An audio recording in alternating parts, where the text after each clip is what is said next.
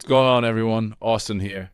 And in today's video, we're going to take a look at the audio mixer inside of QuickLink StudioPro and how it's used to manage sound during live production. So, let's get into it. All audio sources in your project appear in the audio mixer. This includes microphones, video sources with embedded audio, program audio, and any enabled auxiliary devices. From here, you can monitor levels, adjust volume, mute channels, and apply constant audio. With the All tab selected, you'll see every audio device in your project. If you switch over to the Program tab, you'll see only the sources that are currently live in program. Each channel includes several controls. You can mute or unmute audio using the speaker icon. You can monitor a channel using the headphone icon, which lets you listen in without sending audio to the output. You'll also see the constant audio option.